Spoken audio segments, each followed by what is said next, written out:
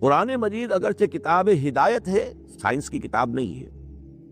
لیکن اس میں scientific phenomena کی طرف اشارے موجود ہیں،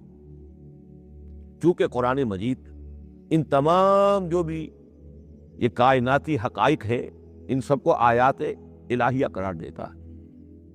ان فی خلق السماوات والارض واختلاف اللیل والنہار والفلک التی تجری فی البحر بما ينفع الناس وما انزل اللہ من السماء من ماء فاحیا به الارض بعد موتها وبث فيها من كل دابة وتصریف الرياح والسحاب المسخر بین السماء والارض لآیات لقوم یعقلون۔ یہ سب نشانیاں ہیں اللہ کی قدرت، اللہ کی عظمت، اللہ کے علم کامل، اللہ کی حکمت بالغہ، سب نشانیاں۔ تو یہ جو فزیکل فینومینا ہے ان کی طرف قرآن ریفر کرتا ہے۔ بعض حقائق وہ ہے کہ جن کا تعلق اسٹرانومی سے،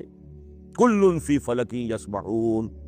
یہ تمام اجرام سماویہ جو ہیں یہ اپنے اپنے مدار میں تیر رہے ہیں، بھائی وہ ہر شے حرکت میں ہے۔ انسان پر تو ایک دور ایسا گزرا ہے وہ یہ سمجھتا تھا زمین ساکن ہے اور سورج حرکت کر رہا ہے، پھر ایک دور آیا کہا نہیں، سورج ساکن ہے، زمین حرکت کرتی ہے، اس کے لیے چکر لگاتی ہے، اور آج ہمیں معلوم ہوا ہر شے حرکت میں، ہر شے۔ سورج کا بھی اپنا ایک مدار ہے، اس میں وہ حرکت کر رہا ہے اپنے پورے کنبے کو لے کر، یہ پورا سولر سسٹم اس کا کنبہ ہے، اس پورے کنبے کو لے کر وہ بھی ایک مدار میں حرکت کر رہا ہے۔ تو معلوم ہوا کل فی فلک یسبحون۔ اب یہ کل کا لفظ جس طرح منقع ہو کر، جس طرح مبرہن ہو کر، جس شان کے ساتھ آج وہ عویدہ ہوا ہے، واضح ہوا ہے، آج سے پہلے انسان کو معلوم نہیں تھا۔ تو یہ جو فزیکل فینومینا ہے جن کی طرف قرآن مجید ریفر کرتا ہے، یہ اگرچہ قرآن کا اصل موضوع نہیں ہے، لیکن ایک بات جان لیجئے کہ قرآن مجید میں ان فزیکل فینومینا کے بارے میں جو بات کہی گئی ہے وہ غلط نہیں ہو سکتی، اور یہ وہ حقیقت ہے کہ جو اس دور میں آ کر اتنی واضح ہوئی ہے۔ آپ نے نام سنا ہوگا ڈاکٹر مورس بکائی کا، یہ فرانسیسی سرجن تھے، انہوں نے مطالعہ کیا، کمپیریٹو اسٹڈی کی قرآن بائبل دونوں کی، بائبل سے مراد اولڈ ٹیسٹمنٹ نیو ٹیسٹمنٹ دونوں، اور وہ اس نتیجے پر پہنچا کہ پورے قرآن میں کوئی ایک لفظ ایسا نہیں ہے جسے ہماری ساری سائنسی انکشافات میں سے کسی نے غلط ثابت کیا، جبکہ تورات میں بے شمار چیزیں ایسی ہیں کہ سائنس انہیں غلط ثابت کر چکی ہے۔ The science, the Quran and the Bible. اب یہ بات بڑی اہم ہے، اس کو بڑی خوبصورت انداز میں ڈاکٹر رفیع الدین مرحوم نے کہا ہے کہ یہ کائنات اللہ کا فعل ہے، عمل ہے، اس کی تخلیق ہے، اس کی تدبیر ہے، اور قرآن اللہ کا قول ہے۔ قول و عمل میں تضاد ممکن نہیں،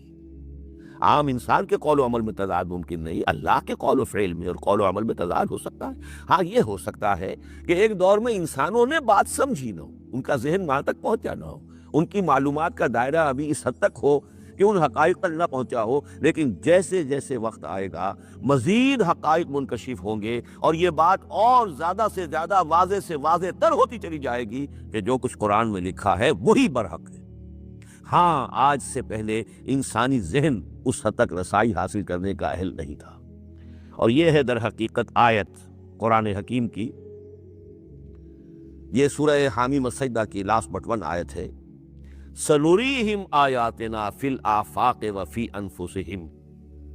حَتَّى يَتَبَيَّنَ لَهُمْ أَنَّهُ الْحَقُّ۔ ہم انہیں دکھاتے چلے جائیں گے اپنی نشانیاں، آفاق میں بھی انفس میں بھی۔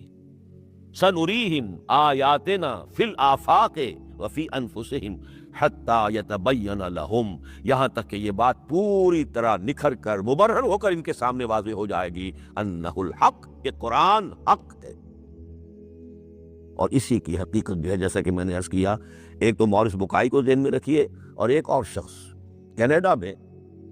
ایک بہت بڑا ڈاکٹر ہے کہ جو امبریولوجسٹ ہے، اور اس کی جو ٹیکسٹ بکس ہے جو امبریولوجی پر، علم جنین یعنی رحم مادر میں جو بچے کی پرورش ہوتی ہے کیسی ہوتی ہے، کن کن سٹیجز سے گزر کر ہوتی ہے، یہ علم جنین یا امبریولوجی، تو سٹینڈرڈ ٹیکسٹ بک ہے دنیا میں اس کی، ڈاکٹر کیتھل مور کی۔ اور وہ حیران رہ گیا کہ میں نے جب قرآن کا مطالعہ کیا کہ آج سے 1400 برس قبل، جبکہ نہ مائکروسکوپ تھی، نہ ڈسیکشن ہوتا تھا ابھی ہیومن باڈی کا، یہ حقائق جو قرآن بیان کر رہا ہے وَلَقَدْ خَلَقْنَا الْإِنسَانَ مِنْ صُلَالَةٍ مِّن مَّاءٍ مَّهِينٍ ثُمَّ جَعَلْنَاهُ نُطْفَةً فِي قَرَارٍ مَّكِينٍ ثُمَّ خَلَقْنَا النُّطْفَةَ عَلَقَةً فَخَلَقْنَا الْعَلَقَةَ مُضْغَةً فَخَلَقْنَا الْمُضْغَةَ عِظَامًا فَكَسَوْنَا الْعِظَامَ لَحْمًا. یہ کہاں سے معلوم ہوئی؟ اور واقعہ یہ ہے کہ اس سے زیادہ صحیح تعبیر ممکن نہیں. تو یہ حقائق ذہن میں رکھیے کہ اگرچہ قرآن مجید سائنس کی کتاب نہیں ہے، لیکن جن سائنسی حقائق یا جن سائنسی فنومینا کی طرف قرآن نے ریفر کیا ہے وہ یقیناً حق ہے، چاہے تاحال ہم ان کی حقانیت کو نہ سمجھ پائے. مثلا آج بھی مجھے نہیں معلوم کہ قرآن جو 7 آسمان کہتا ہے تو 7 آسمان سے کیا مراد ہے، مجھے نہیں معلوم. لیکن مجھے یقین ہے کہ ایک وقت آئے گا کہ انسان سمجھے گا کہ ٹھیک یہ الفاظ جو ہیں 7 آسمان یہ منطبق ہوتے ہیں اس حقیقت پر جو آج ہمارے علم میں آئی ہے، پہلے نہیں آئی تھی.